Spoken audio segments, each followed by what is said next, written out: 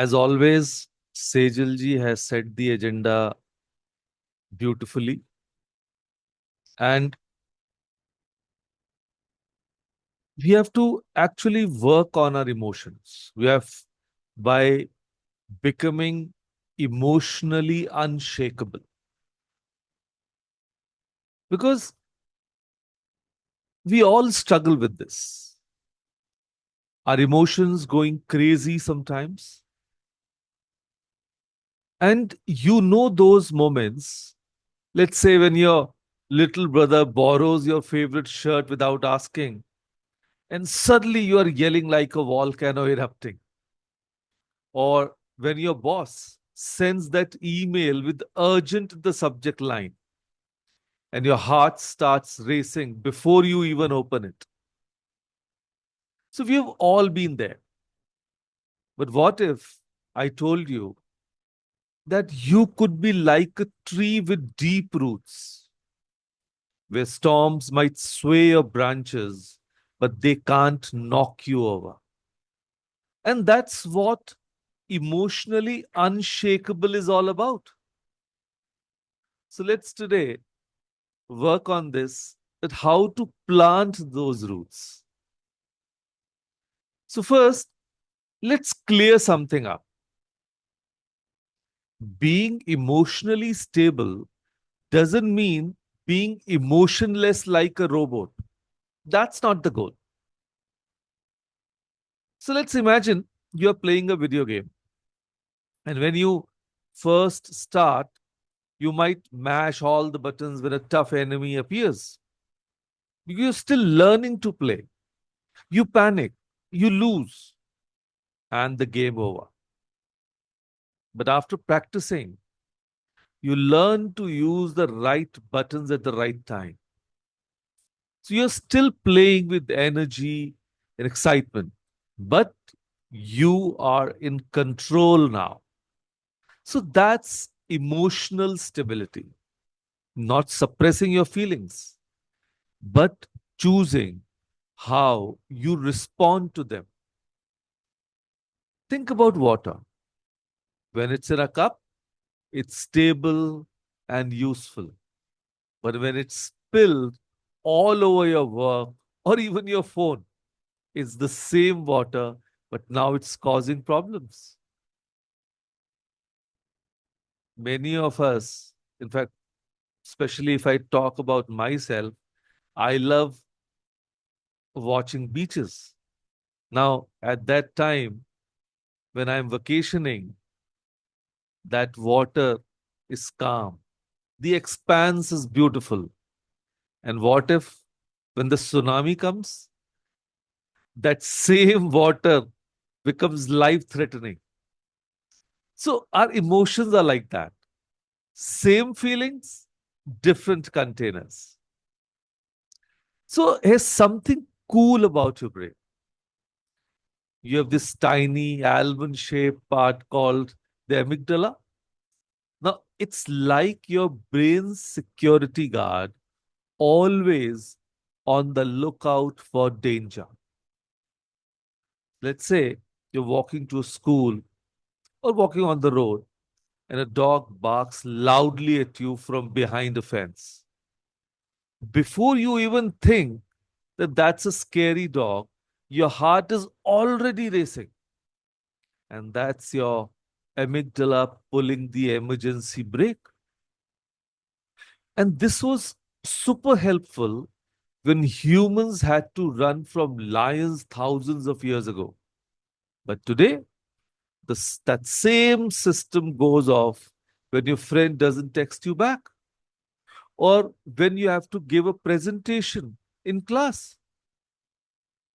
So I call this an emotional hijacking, when your feelings take the steering wheel before your thinking brain can even put in the seatbelt. So let me share $1 million secret. The space between what happens to you and how you respond to it, that tiny space is your superpower. Imagine You're at the dinner table and your dad makes a comment about your grades. Usually, you might roll your eyes or snap back with something sarcastic. Now, that's reacting. But what if instead you could pause for just 3 seconds, and in those 3 seconds, magic happens?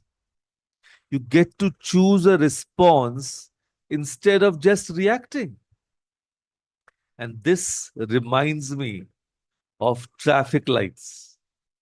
You know, red means stop, yellow means prepare, and green means go. So most of us jump straight from red to green with our emotions. So the trick is to appreciate the yellow light, that moment where we decide what to do next. So let me share some everyday examples. Number one, your friend was supposed to meet you at the mall, but text that they can't make it at the very last minute. Maybe you're already there, waiting for him. So your reaction? Getting angry, sending a passive aggressive text, and letting it ruin your day. Because throughout the day, the rest of the day, you'll be thinking about what you sent to your friend. So that is actually a reaction. But if we talk about the response, what could have been? You felt disappointed. That's perfectly okay because you were really looking forward to meeting your friend. But then you understand that plans change and suggesting another day and finding something else fun to do. Let's say example two. It's for the students. You get a lower grade than expected on a test you studied hard. Reaction? Thinking I'm just bad at this subject, crumpling up the test and giving up.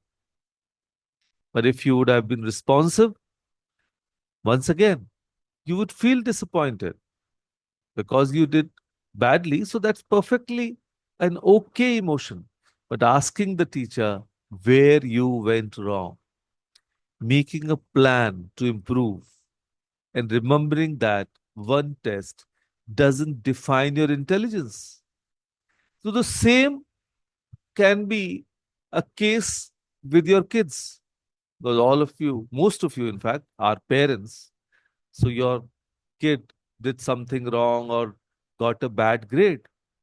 So instead of reacting and saying you don't study at all, because maybe have a conversation with the child and see what went wrong. Because even the child needs your guidance at that time. But be aware of that. Guidance does not means preaching. So there is a thin line. So don't preach, but guide. Then here's a very simple technique, to convert yourself from being reactive to responsive. So I want you to all, try it out. And it's actually called a pause, breathe, respond. So when something triggers you, pause, stop for 3 seconds. That's all. Count one, two, three in your head. Number two, breathe. Take one deep breath. Feel your belly expand like a balloon. I don't know how many of you have noticed when Sejal does the meditation and helps us in the breathing exercise. Please do notice that when you breathe in, your stomach should bulge. If it's going the other way around, that's the wrong way. So I'm sure tomorrow you'll take care of that. And third, respond. Now choose your response with your thinking brain in charge. So we can definitely, you know, practice this anywhere, anytime, whenever that triggers our emotion, which can impact us negatively. So remember the tree metaphor. To grow those deep roots of emotional stability, you need three things: self awareness, knowing what pushes your buttons; two, practice, using techniques like pause, breathe, respond every day; and number three, self compassion, being kind to yourself when you mess up. And all of us mess up sometime, someday. So everyone makes mistakes, right?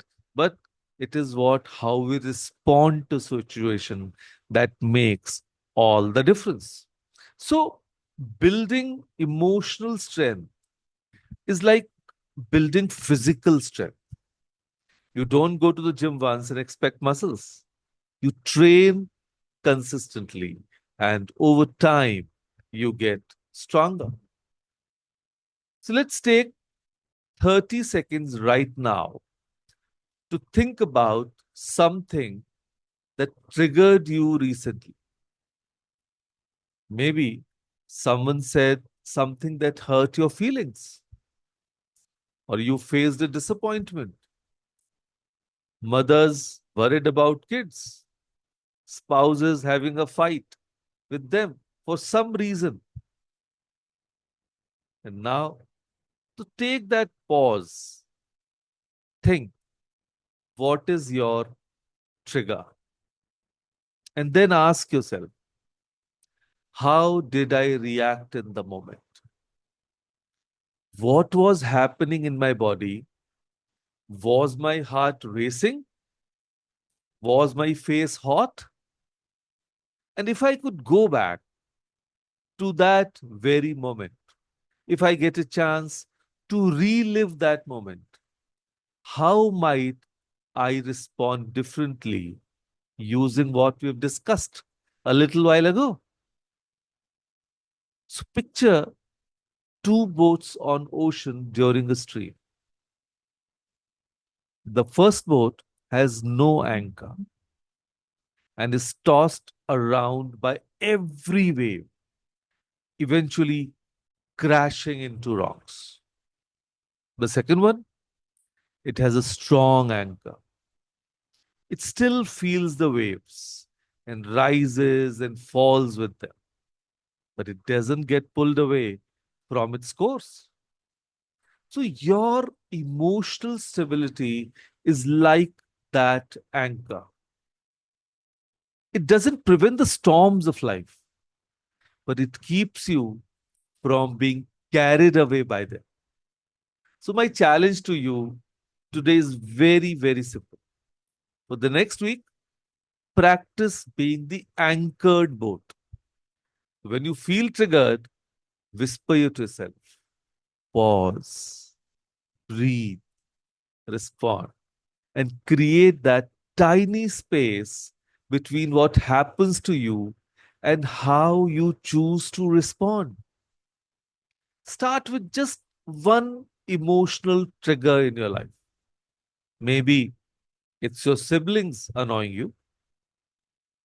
I've heard Sejal is annoying PTG a lot nowadays. Siblings are like that. I can understand. Criticism from others, or feeling overlooked. Whatever it is, practice your response rather than your reaction. And remember, the strongest people aren't those who never feel upset. They are the ones who have learned to navigate their emotions rather than being controlled by them. And you already have everything you need to become emotionally unshakable. Your roots can grow deeper with every single day, with every challenge you face. And when the storms come, and they will, of course, come, you will bend, but you will not break. And with that thought, thank you everyone for being here, for joining us. Thank you.